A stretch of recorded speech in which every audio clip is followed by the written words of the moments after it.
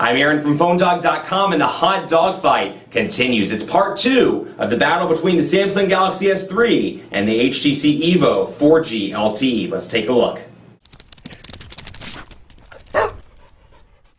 Part 2 of a very hot dogfight between the Samsung Galaxy S3 and the HTC EVO 4G LTE is underway. But before we get started into that, special thanks to Best Buy Mobile because they do such a good job, honestly, of hooking us up with phones that we turn around and give to you in the One Paw Bandit giveaway game on PhoneDog.com. So all those devices we give away on the site are courtesy of Best Buy Mobile. When you walk into Best Buy Mobile to get the Galaxy S3 or to get the EVO 4G LTE, you're going to walk out working. They'll help you set up your email, your web, your widgets, your buttons, all that stuff. So when you walk out the door, you're good to go. And better yet, you're not going to deal with any rebates because also at Best Buy Mobile, you don't have to deal with paperwork or waiting 8 to 10 weeks for rebates. That's super nice. Those are two great things about Best Buy Mobile. Let's jump into it and take a look here and start up with part 2. And I've got some exciting stuff to cover. And this will actually, we're going to start, you know what, we're going to start with messaging. And we're going to take a look at both of these to show you what come in terms of keyboards, what comes out of the gate. So you can see stock Samsung keyboard, stock HTC Sense version 4 keyboard, and you've got two different improvements here. You can see that this one's been revised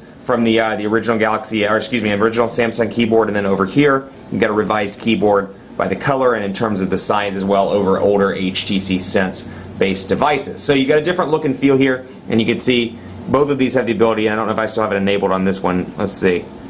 Hey there, I do not. Both of these have the ability, though, with the built-in keyboard to do a swipe-like functionality,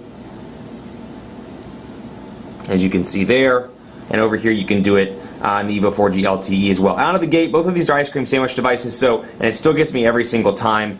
And I want to show you the menu as well. Obviously, there's a physical button over here. You don't have a menu button down here. You get the menu button in the software on the EVO 4G LTE. So you're going to notice that menu button moves around depending on what application you're in. So if you're in Gmail, you're in Messages, you're in the browser, for example, you'll get a different experience every time. But on this one, because both of these are ice cream sandwich devices, you have to change the input method by going up here. So you do get swipe out of the gate on the EVO 4G LTE. You do not over here. So you can download third-party keyboards from Google Play. I've downloaded an ice cream sandwich stock keyboard, which if you watch any of my videos, you've probably seen it, which I prefer. But Samsung's keyboard, not my favorite, but it is definitely improved over previous versions of this keyboard. If you look at this versus like on the Galaxy Note with the older version, it is a significant improvement. I used this for about 3 days when I was, I'm carrying this device, as you know, for 30 days as part of a 30-day challenge. I used this keyboard for about 3 days before I finally got sick of it and downloaded the stock ice cream sandwich keyboard, which is a marked change for me. So the fact that I could carry it for 3 days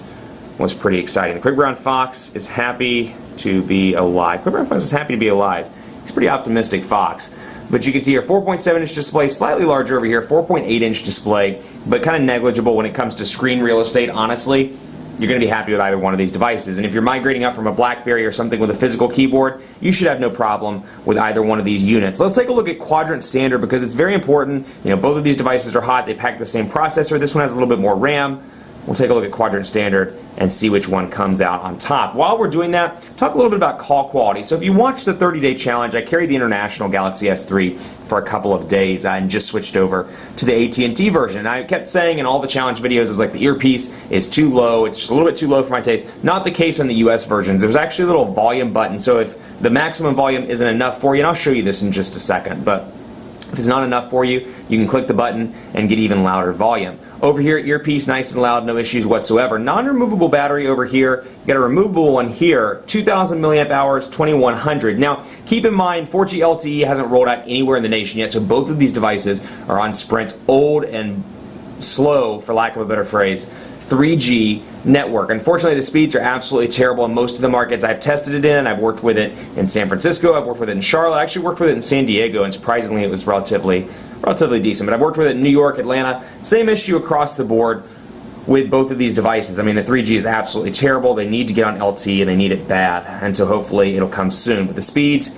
if you're in the 3G market and you're in a market that's not slated to get 4G anytime soon, you may want to take a look at one of the other WiMAX devices if you have a WiMAX-enabled device in the house. That's something to keep in mind, like an Epic 4G Touch. It's a little bit cheaper, and you can take advantage of faster speeds. Take a look, though, seriously at the speed test numbers because their 3G is unfortunately that bad right now. So keep that in mind. But other than that, great devices, and hopefully their 4G LTE, if early tests are any indication, it's been pretty decent. So you've got 5041 over here on the HTC EVO 4G LTE. 5041, let's see if this one can pull it out We'll see what it makes on the quadrant standard test. Battery life, back to that though, I get about 11 to 13 hours on LTE. With this one, I've gotten about 14 to 15, about the same over here. A slight edge to the Galaxy S3. It does have a little bit of a larger battery, and despite having a slightly larger display, I have had good results on the Galaxy S3. So we're going to send these benchmark results, see which one comes in at top. 4,842 over here,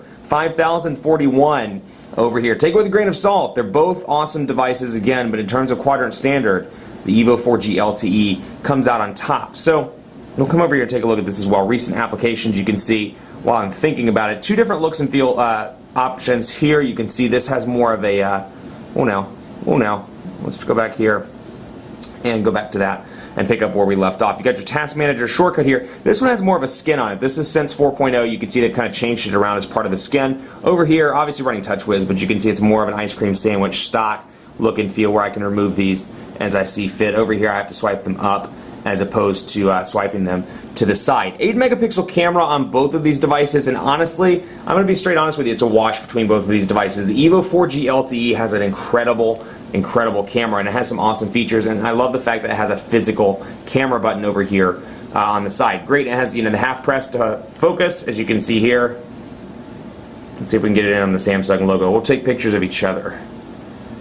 Half press to focus, and I can take burst mode if I want to, and take a bunch of pictures and let go and find the best shot. Yeah, well, it looks pretty good. We'll say best shot, and we can delete the rest if we want to. And then you can do the same thing while recording. You can snap still pictures while recording. Over here, I thought it was the best, and it definitely was the best for a long time. This one is darn close, if not identical, in my opinion. Maybe a slight edge to the EVO 4G LTE, but so negligible I can't even call it. You've got burst shot over here, HDR. The features, again, the Galaxy S3, they are really winning in the software department. Buddy Photo Share is an awesome feature. It allows you to go to a party, let's say, and both you and your friend have a Galaxy S3. You take no pictures because you're a lazy bum. Your friend takes 20 pictures because he's that proactive friend that everybody hates. When you go to a party and it's like, I'm going to make a bunch of plans at the party. He's that guy. He takes 15 pictures. You take none. If you're on a Wi-Fi network and you're using Buddy Photo Share, you'll both leave with 15 pictures. But you've got Smile Shot as well. A bunch of different options here. Single shot, and then burst shot, and then burst shot with best shot. So we'll come in here and take a look, autofocus, and we'll snap a picture here as well. So you can see very clear HTC image, looks great. And both of these, honestly, in the camera department are going to be fantastic. Front-facing cameras as well, so you can video call and do some nifty little things like that. Let's take a look at the web browser here, and last but not least, we'll look at speed tests. And these are going to take quite some time to load. We'll load up phonedog.com on both of these devices. A couple of minutes later, and you can really see how slow their 3G is right now. Pinch to zoom, really responsive on the Galaxy S3. Very responsive over here as well. No lag on either of these devices. And you can see by scrolling up to the top here, I can go to menu on this phone and can see all kinds of different stuff. View desktop site, enable flash player, share page, and do more over here. Over here, kind of same thing. I've got my little window set up here where I can see I've got two windows open. I can scroll back and forth between those, and then I can go over here to phonedog.com, and then I can go to the stop button, and then I have my typical shortcuts over here, although you'll notice menu button down here. It just seems a little bit more natural if you're migrating from an older Android device because you got a physical menu button on the Galaxy S3. But shortcuts like desktop view, save for offline reading, brightness and colors, and more. So on that note, let's take a look at speed test and look at Sprint's network and see how those are the performance factors here. Let's load up, make sure we're on the same servers, not set. Come on, let's get some GPS running in this hizzy. Let's do this. Speedtest.net, begin test. Okay, we're on McMinnville, let's see. See if we can change it to, just do Shelby. Shelby or Chester, one of the two. Shelby, and then we'll begin the test, and you can really see how poor it is. And while this is running, we'll go ahead and do the conclusion. So, both of these devices, honestly, I say this all the time, but they're like getting harder and harder. Dogfights are getting really challenging because, in all honesty, it depends on what you want. And much like a car or a TV or any sort of preference, a sports team, it's really going to depend on what you feel most at home with. Maybe you're an HTC fan. You love Sense 4. You loved old versions of Sense. You think Sense 4 is the greatest thing since sliced bread. On the HTC front, this is by far the best device they've ever made. It's a fantastic unit. Unfortunately, Sprint's 3G network is pretty terrible right now, but when LTE rolls out, this thing's going to be a beast. It's a well-equipped device, got some great features, really built well. And then you have the Galaxy S3. This is Samsung's by far best device of the year, if not one that they've ever made. It's a fantastic device, available in 16 and 32 gigabyte variants with a micro SD card. Really well built. Even though it's plasticky, it's got a ton of great software features. So I think the win here is software. The win over here, great hardware. And then obviously if you're an HTC fan versus a Samsung fan, you're going to have your preferences either way. The winner of the dogfight by a very narrow margin, very narrow, is the Samsung Galaxy S3. And the reason why is because this one brings some great software value propositions to the table. I've said this in a couple of other dogfights, but yeah, I think when you get in this like $200 price point and they all have the same features, they're all packing the same processors, they all look about the same, they all got very similar 4G LTE capabilities. I'm going to keep trying this until it works, by the way. I think that's where you have to distinguish yourself through software, and I think Samsung's finally done a good job of taking Android, throwing some great features into it to make it feel a little bit less like a science project and more like an actual consumer operating system. And to that end, it wins the dogfight by a narrow margin. EVO 4G LTE is a killer smartphone, though. It's won quite a few dogfights if you watch my dogfights, and it's an awesome smartphone. You really can't go wrong with either of these devices. I know if I were on Sprint personally, or I shouldn't say that, I have a Sprint account, but if I were using it as my personal unit right now, I'd have a tough call between both of these devices if I were standing in the Sprint store. Much more coverage to come on PhoneDog.com with both of these, the Galaxy S3 and the EVO 4G LTE. Keep it locked on the site for continuing coverage. Like us on Facebook, Facebook.com/PhoneDog. We're always giving stuff away. We're super cool, so be sure to check us out, Facebook.com/PhoneDog. Hit me up on Twitter as well. Let me know which one you like more at PhoneDog_Aaron and on Facebook at Facebook.com/PhoneDog. Thanks so much for watching. More to come on these iconic Android devices on PhoneDog.com. We'll see you next time.